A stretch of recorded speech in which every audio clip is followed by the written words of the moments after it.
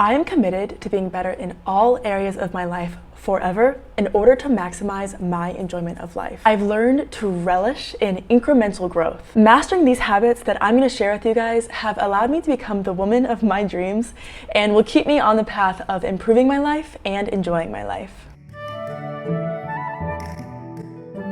Anything that we come across in our day-to-day lives, whether it's in the kitchen or in the bedroom or in our bathroom, it requires space in our subconscious mind to not use it. The purpose of having a clean home is not only for aesthetic purposes, it's for our overall brain functionality. For me, the main areas where I notice my life tends to get a little bit messier is my closet and my bathroom. So for me to have an organized closet requires me to put my clothes away as soon as I'm done wearing them, to clean out my closets. I usually do this around monthly, or if I just notice that there's a piece that I try on and it doesn't really fit me like I'd like it to, I will get rid of it right at that moment. This allows me to have a closet of clothes that I actually want to wear, that I know how they look when they're on my body, so that choosing what I want to wear is a very simple process, so there's a less chance of me actually making a mess. For my bathroom counter, I've utilized really good storage tactics in order to keep things off of my counter and put away, but still accessible. I'll share some of the baskets and the wall mounts that I've used because they've been super helpful so far. In this area as well, especially as women, we tend to accumulate a lot of different products. So I've become very picky with the products that I do purchase for skincare or oral care. And when I find that I'm not using something, I'll get rid of it. We all know about skincare and what we need to have youthful, glowing skin, but I feel like oral care is not talked about at all. Oral hygiene is not only important for our teeth health, but for our overall well-being. Diseases that begin in the mouth have the potential of entering our heart through our bloodstream, which obviously is something that we want to prevent. Plus, no one really wants to be around someone with bad breath. So my oral care routine now is officially longer than my skincare routine, which is something that I would never thought that I would say. I will link all of the products that I use in the description below because I have found the premium products and they're all very affordable. So I will oil pull in the morning and I'll habit stack this with a red light mask that I wear. And then after oil pulling, I water pick and then I brush my teeth with a non-fluoride toothpaste and then I mouthwash. At night, I will water pick my mouth and then I floss using cocoa floss. Then I brush my teeth with the same toothpaste and then I use the same mouthwash. I found that since following this routine in the morning, I feel like my breath smells not as bad and my mouth is less, you know when you wake up in the morning, your mouth like just doesn't taste very good? I found that my mouth doesn't have that feeling as much anymore. So this is definitely worth implementing.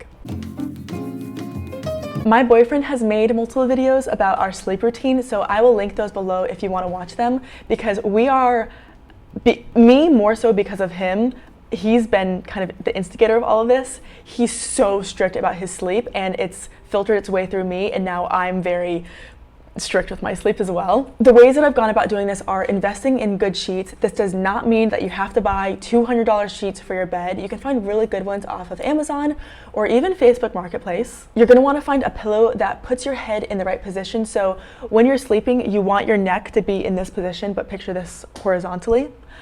Sometimes pillows will make our head too high or our head will be too low, and that affects our neck positioning, which we don't want. We also do not use any blue light 30 minutes before bed, or if we do, we have red light glasses that we wear, and we set the thermostat to about 68 degrees at night, and we have a down comforter that we sleep under to stay warm and cozy. I have also recently been playing fadeaways before bed. I got this idea from Brian Johnson, and I have found that I have been getting really good sleep much faster when I play fadeaways before bed, so I really liked doing this. For my everyday meals, I order from a meal prep company called Jet Fuel Meals. I have found that it is a little bit repetitive, so I've been looking into another one, but the point of this is that having my meals prepped for me eliminates my brain having to think about what I'm going to cook. It eliminates my cleanup time, so my kitchen stays cleaner. And I found that it also helps me with my protein intake because if I don't have food prepared, I'm very bad about actually eating. So because my meals tend to be a little bit repetitive, honestly, everything that I eat is repetitive, I enjoy eating snacks throughout the day. So I'll snack on chocolate covered blueberries. I'll make some yogurt with some like plain Siggy yogurt is what I use with honey and chia seeds and some chocolate chips and sliced almonds. And I also enjoy some cereal. One of my principles is eating fuel more than I eat snack food. So eating 80% protein, high quality protein, fruits and vegetables, and then 20% fun food like chips or snacks, food that's not actually nutritious for me.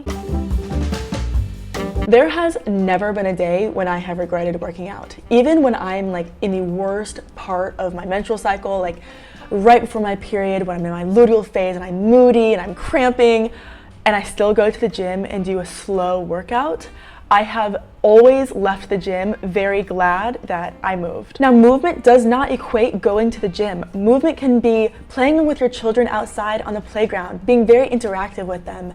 It could be just going for a walk. Could be taking a dance class. It could be cleaning your house. If you think back to our ancestors, they weren't lifting weights or going to the gym every day, but they were active every single day, whether it was stoking a fire or running after their children or making something with their hands. I do believe that daily movement is very, very important to our development and our overall health. Another perk of moving daily is that it can also improve our sleep quality. The more tired our bodies are before we go to bed, the more likely we are to go to sleep quickly and to stay asleep. I use the 1Sec app for Instagram, which is the primary social media that I use, and my usage went from 3 to 4 hours a day to 30 minutes a day, and I'm very, very proud of that. I like this app because it kind of gamifies the process. So when I open Instagram, it will open up a screen that causes a 6-second delay, and it prompts me to take a deep breath, and then 3 seconds down, it'll tell me to exhale. And then it shows me how many times I've opened Instagram in the last 24 hours. And then it asks if I actually want to open Instagram. I really enjoy being competitive with myself. So I try to keep my number of opens every single day, so within the last 24 hours, under 6 a day. And it can be quite irritating in the beginning because you forget that you have the app and you open Instagram and it opens to the other page to delay and you're like, I just want to open Instagram. But now I know the app is there, so when I pick up my phone and my first impulse is to go to Instagram, I quickly catch myself. I'm like, no, it's gonna open that app and then it's gonna increase the number of times I've used it in the last 24 hours, so I actually wanna use the app. And if you use social media a lot, if it's a part of your job, you can purchase the premium version, which will allow you to have a 5-minute kind of window where you can switch back and forth between apps. So you can close Instagram, open Canva or whatever you need to open, go back to Instagram, post what you need to post, but you have to do it within that 5-minute window. After that 5 minutes, the 6-second delay will start back up again. But this has been the absolute #1 useful thing that I have implemented in my life to decrease my screen time. I have only had SMS and call notifications on my phone since honestly, as long as I've had an iPhone for. This goes along with what I discussed earlier about having a clean home allows my brain to have less to process, because each time you get a notification, your brain has to think about whether it wants to check that notification or not. I find that I'm able to be less distracted and less irritated when I don't have notifications on my phone. So this has been a recent habit that I've implemented in the last 2 months, and let me tell you, it has changed my life. I wish that I had started doing this so much sooner. Anytime a friend messages me and wants to hang out, or anytime that I have some sort of lesson or an appointment, I put it down in my calendar at that exact moment. I also have widgets on my lock screen of my phone and on the home screen where I can see my daily schedule and then the weeks ahead. This helps me avoid double booking myself, and it also helps me plan my days ahead because I can see what my schedule is, what I have to do, and where I have to be. I value organization and planning, and utilizing my calendar is a great implementation of those values.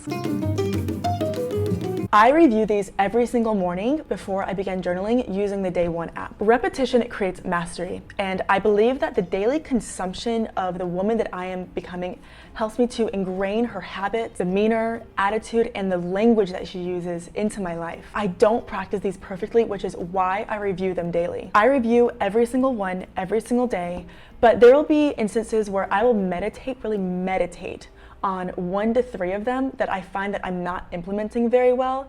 And I will think of the scenarios where maybe I didn't implement it well and re-memorize that scenario as me implementing the value or the quality that I want perfectly in that scenario. For example, let's say that yesterday there was an instance where I was with a group of people. In that instance, I was hyper and I was over talking everyone. One of the principles that I want in my life is to be more of a listener and to speak very even-temperedly and I guess just more eloquently. And so I will rememorize that situation as me having listened more than I talked. And when I did speak, I gave very thoughtful replies and opinions. What's not managed is misused. This has kind of been the motto of my whole financial journey. This area of my life has been the hardest for me to master. So in order to practice mastering this skill, I started using the My Wealth Diary dashboard where I track all of my transactions. So for the last year and a half, I have recorded every single dollar in and dollar out of my bank account. I even helped my sister get set up on it, and she's noticed her needless spending decreasing because she knows that if she spends money on something, she's gonna have to record it. Another way I have practiced the skill of spending wisely is making a list of the things that I want to buy. So I have a list in my Notion of the things that I want to buy, and I have 3 tiers of prioritization. So when I find something that I want to buy, I will copy the link and then paste it under the appropriate category. This helps me see the things that I actually want to buy and actually think, is this something that is worth me spending my money on? Or is it just going to be an impulse purchase? Now, I would be lying if I said I still did not make the occasional impulse purchase, but I am so much more thoughtful about my spending habits. It's my personal belief that a well-rounded woman is knowledgeable in a variety of subjects, and they don't all have to be academic. I have found so much joy in pursuing things that I've always wanted to do but put off because I either thought it was too silly or I just didn't know how to go about doing it. 2 things that I've started doing that make me really happy are taking French lessons using Preply. I love Preply because you have an online tutor with who you can conversate with. So I've tried to use apps like Duolingo and Babbly, but I found that actually being able to converse with someone and having them correct you in real time and hearing their accent has really, for me, helped me improve my ability to speak French. Nous sommes arrivés à l'équateur dans une hydravion. I will have a link below where you guys can sign up for Preply as well. I have raved about this to literally everyone that will listen to me talk about it, but I can't express enough how much actually having an online tutor has helped me with my language learning. The second thing that I've started doing is beginning to take acting classes. This is something that I always wanted to do, but didn't really think it was actually something that I was going to be able to implement in my life. But as I've gotten more comfortable with the modeling world, my interest in acting on commercials or even in a movie has increased. So I asked my agent about the best acting classes in Miami, and I began taking the classes. Even if nothing comes from it, it'll at least help me with my ability to speak and present myself. These are the main habits that, as I've begun implementing them, have made the most massive change in my life. They've given me more mental clarity and overall satisfaction. I have a lot more tiny habits that I've begun implementing into my life. So if you guys would like a video where I elaborate on those, I'd be more than happy to make that. Thank you so much for watching this video, and I will see you in the next one. Bye.